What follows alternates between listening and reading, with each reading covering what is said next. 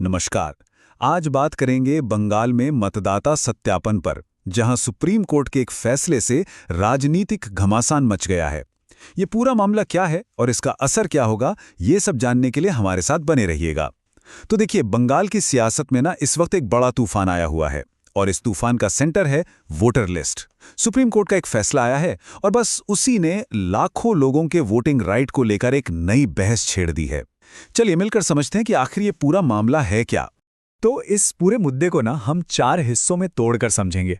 सबसे पहले कि भाई असल झगड़ा किस बात का है, फिर सुप्रीम कोर्ट ने इसमें क्या कहा, इसके बाद देखेंगे कि पॉलिटिकल पार्टियां इस पर क्या कह रही हैं, मतलब आरोप प्रत्यारोप क्या हैं, और आखिर में सबसे जरूरी बात कि इसका आने वाले इलेक्शन पर क्या असर पड़ेगा।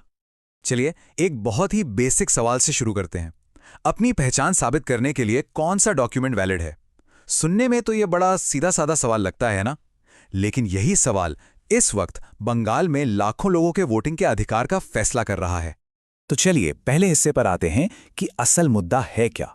देखिए, ये सारी कहानी शुरू होती है बंगाल की वोटर लिस्ट को अपडेट करने के प्रोसेस से। इस प्रोसेस को एक खास नाम दिया गया है, SIR, मतलब स्पेशल इंटेंसिव रिवीजन।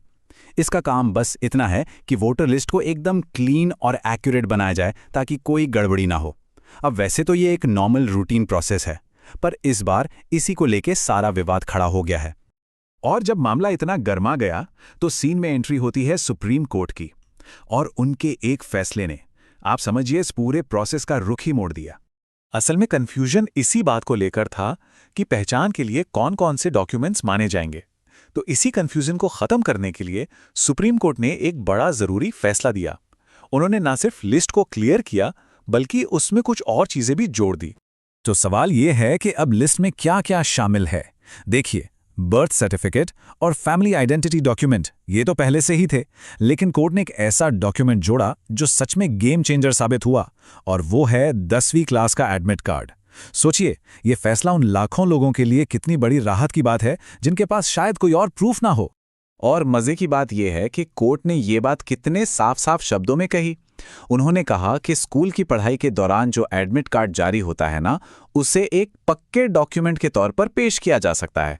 बस यही वो एक लाइन थी जिसने पूरे मामले को एक नई दिशा दे दी।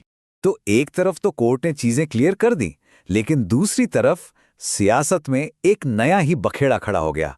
अब चलिए देखते हैं कि इस पर पॉलिटिकल रिएक्शंस क्या आए। 1,20,00,000, जी हाँ, 1.2 करोड़। ये सिर्फ एक नंबर नहीं है, ये वो आंकड़ा है जिसने बंगाल की पॉलिटिक्स में जैसे भूचाल ला दिया है, क्योंकि आरोप ये लग रहा है कि इतने सारे लोगों के नाम वोटर लिस्ट से हटाए जा सकते हैं। और इन आरोपों को सबसे जोर शोर से कौन उठा रहा है? मुख्यमंत्री ममता बनर्जी।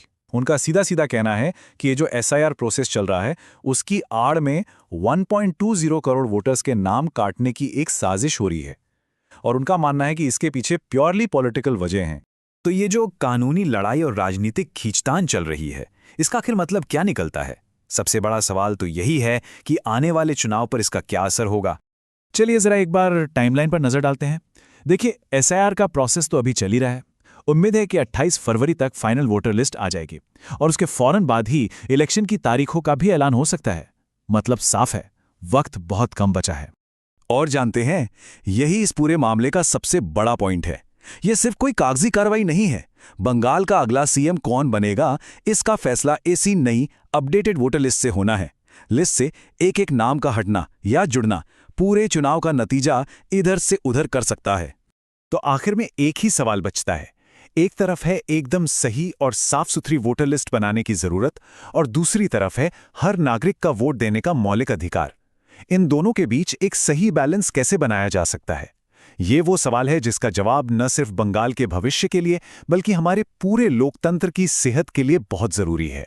ऐसी ही जानकारी के लिए सब्सक्राइब कीजिए ऑल कैन स्टडी को। धन्यवाद। चलिए अगले वीडियो में मिलते हैं।